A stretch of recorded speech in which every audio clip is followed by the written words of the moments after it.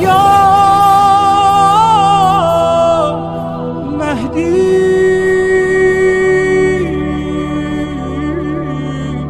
مددی.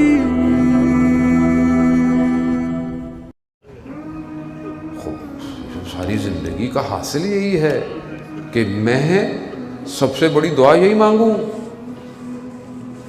خدا ہمارے اس بھائی کے درجات کو بلند کرے. شہادت کے بھی درجات ہیں بہرحال، اس کے اندر اور مراتب ہیں، ہم ان کو درک نہیں کر سکتے. بہرحال تو علماء نے بیان کیے ہیں، بعض شہداء نے خوابوں میں آ کر بتائے ہیں تو انسان نے درک کیے ہیں کہ شہداء کے اپنے درجات ہوتے ہیں. خب کون سی چیز ہے جو اس مقام پہ لے آتی ہے انسان کو؟ یہ آسان ہے؟ آپ کیا سمجھتے ہیں یہ آسان ہے؟ مطلب ذہن میں آتا رہا، میں خود موجود تھا اس مقام پر جہاں یہ مسلم شہید ہوا، لیکن عجیب کیفیت تھی. میں جب اندر سے باہر آیا تو جب تک جنازہ کمبل میں، کیونکہ سردی رات بھی تھی اور ویسے بھی اچھا نہیں ہے کہ جنازہ یوں کمبل میں تھا. میں فرحان سے ملا، فرحان بھی گریے کی حالت میں تھا. نہ فرحان نے مجھے بتایا یہ مسلم ہے، نہ مجھے خود پتہ چلا یہ مسلم ہے. میں بھی اسی طرح، لیکن میرے ذہن میں حالانکہ کیونکہ جوان تو تھا اور ایک بڑا حادثہ تھا اس وقت، جتنے بھی لوگ واک کر رہے تھے اربعین کے اندر، جتنے بھی لوگ بیٹھے ہوئے تھے، اب ہر آدمی اپنے ذہن سے کہ یار یہ تھوڑی دیر یوں ہو جاتا، تھوڑا یہ یوں ہو جاتا، تھوڑی دیر میں چلا جاتا. ذہن میں چھوٹی گاڑی اس کو لگ جاتی، ٹانگ ٹوٹ جاتی. ذہن خوب ایسے ہی ہے نا، ذہن سوچ رہا ہے. وہ ذہن کیوں سوچ رہا ہے؟ کیونکہ خود اس کو نہیں پتا. تو ہم اپنی مادیت کے حساب سے سوچ رہے ہیں اور وہ اس مقام سے ہمیں دیکھ رہا ہوگا کہ تم کیسے عجیب لوگ ہو. میں کن مقامات کو طے کر رہا ہوں اور تم ابھی تک یہ سوچ رہے ہو کہ میں دیر سے آتا، میں جلدی نکل جاتا، بس نہ کھڑی ہوتی، سامان نہ ہوتا. میں مادے میں ہوں، وہ کسی اور عالم میں ہے. خب میں نہیں سمجھ سکتا، میں یقین کریں اس بات کو نہیں سمجھ سکتا. میں نظام گنجوی کو پڑھ رہا تھا، اس نے ایک چیپٹر میں بولا کہ مجنو جو کیس تھا، جو خود ایک شہزادہ تھا، ایک ہی بیٹا تھا اپنے باپ کا. حالت کیا ہوئی مجنو کی؟ باپ جب بوڑھا ہوا، جب اس کو خیال آیا کہ میں مر رہا ہوں، میرا کوئی وارث نہیں ہے، یہ میری دولت، میرا نام، یہ کس پہ جائے گا؟ تو اس نے مجنو کو ڈھونڈا.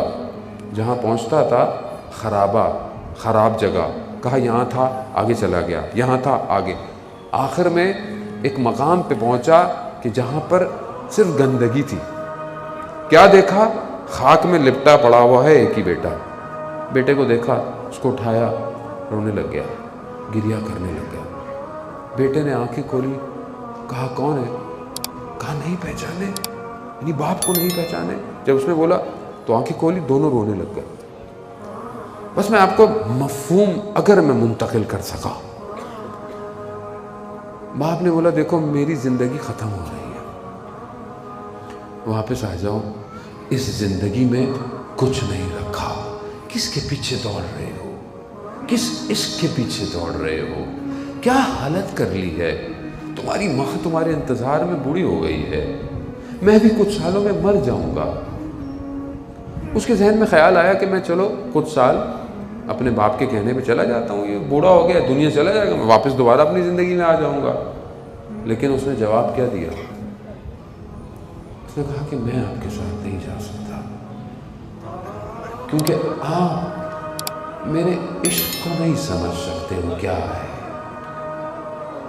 یعنی اگر آپ بھی ہوتے اس جگہ پہ تو آپ یہی کہتے کہ بھائی مجنو تھوڑا ہوش کرو، باپ قبر میں ہے، چلے جاؤ.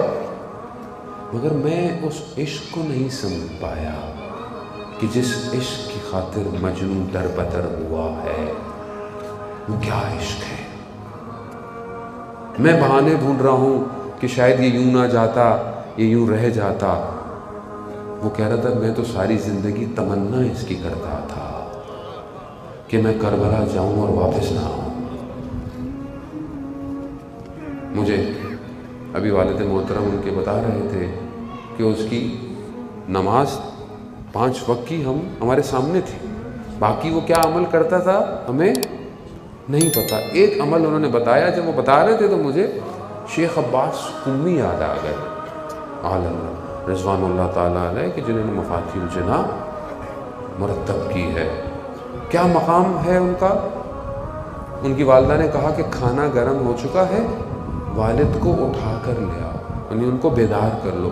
یہ گئے تو دیکھا کہ والد سو رہے ہیں. مناسب نہیں رکھا کہ میں بیدار کروں. اپنے لبوں سے باپ کے قدموں میں گرماہٹ دی. باپ اس گرماہٹ سے اٹھا، باپ نے دعا دی.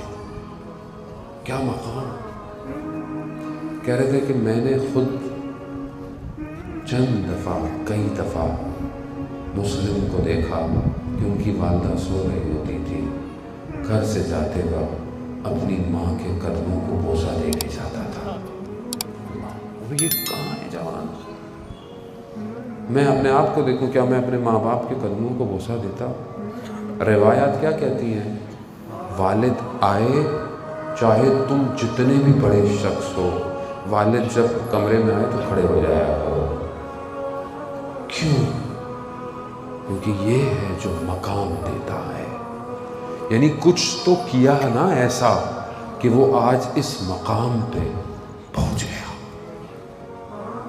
آج اطمینان کیا ہے؟ یقیناً ان کے والد کا جو غم ہے، ان کے گھر والوں کا، بہنوں کا جو غم ہے وہ ہم بیان، بھائی کا جو غم ہے وہ ہم بیان نہیں کر سکتے.